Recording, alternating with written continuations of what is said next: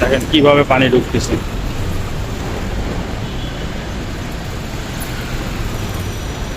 যে জায়গাতেও দেখেন এই পাশে পানি ঢোকার। বন্ধুরা আসসালামু আলাইকুম। এটা হচ্ছিল আবদুল্লাপুর ব্রিজের নিচে, পুরানো ব্রিজটা হচ্ছে এটা। তো এখানে যে পরিমাণের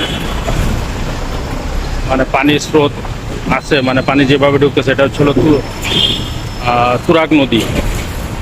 এখানে যে পরিমাণের স্রোতের সহকারে পানি ঢুকতেছে, তার বন্যার পানি এটা ঢুকতেছে আর কি। তো এইভাবে পানি ঢুকলে পরে দেখা যাবে যে আসলে বন্যা হবে আর কি। তো পানি খুব স্রোতের সহিত ঢুকতেছে। দেখেন পানির স্রোতটা দেখতেছেন বোধহয়, অনেক স্রোত। তো এই নদীর পানি সাধারণত আমরা দেখি কালো হয়ে থাকে, এখন পানির পুরো স্বচ্ছ। কারণ হলো বন্যার পানি বা বৃষ্টির পানির প্রচুর পরিমাণে ঢুকতেছে। মূলত এই ভিডিওটা করতেছিলাম,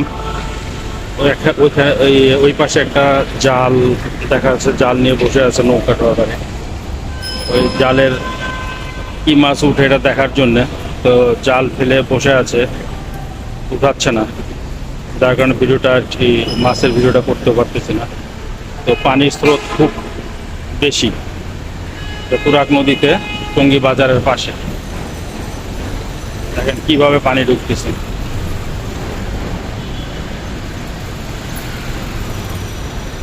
এই জায়গাতেও দেখেন এই পাশে পানি ঢোকার কারণে ভিতর থেকে নিচের থেকে বুদ্ধ জায়গায় করতেছে, পানি ঢুকতেছে। সাধারণত এই নদীটার পানির তেমন একটা স্রোত থাকে না।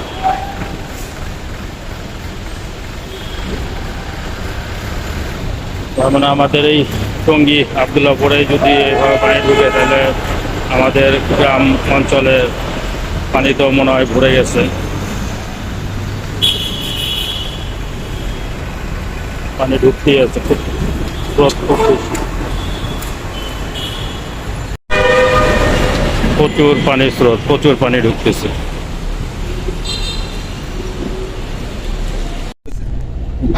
ধন্যবাদ স্যার।